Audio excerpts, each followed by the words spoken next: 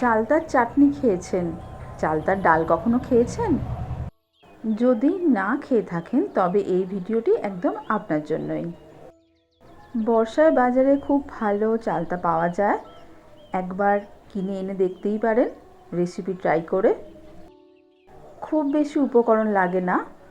নিয়ে নিয়েছি মুসুর ডাল, সেদ্ধ করে নিয়েছি। এমনভাবে সেদ্ধ করতে হবে যেন গলে না যায়, আবার একটু দানা দানা থাকে। এবার বলি চালতাটা কিভাবে কেটেছি। এই হলো গোটা চালতা, এই রকম দেখতে। মাঝখান থেকে কেটে নেওয়ার পর এই রকম কোয়া কোয়া দেখা যাচ্ছে। শুধুমাত্র এই কোয়া পরতগুলোই নেব, ভেতরের যে অংশটা দেখা যাচ্ছে সেটা কিন্তু নেব না। ছাড়িয়ে কাটার সময় খেয়াল রাখবেন যাতে হাত কেটে না যায়। যেগুলো মোটা তার পেছন দিকটা একটু ছাড়িয়ে নিয়েছি। আর এখানেই কাজ শেষ নয়, এরপর এটা শিলে অল্প একটু থেঁতো করে নিয়েছি। খেয়াল রাখবেন কাটার পর পিচ্ছিল হয়ে যায়, তাই শিলে যখন থেঁতো করবেন যেন হাতটা সাবধানে রেখে করবেন।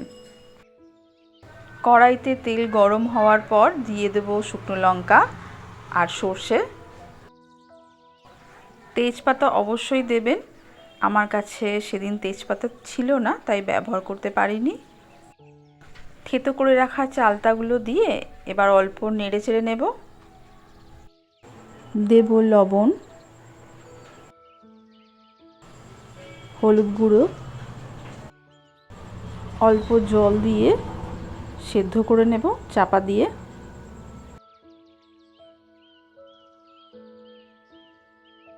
ঢাকা খুলে দিয়ে দেব সেদ্ধ করে রাখা মুসুর ডাল।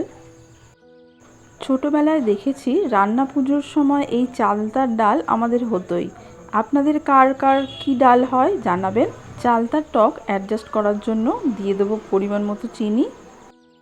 এই ডালের ঘনত্ব যেমন খুশি রাখতে পারেন, গাঢ় বা তরল যেটা আপনারা পছন্দ করবেন ঠিক সেই বুঝে রাখবেন।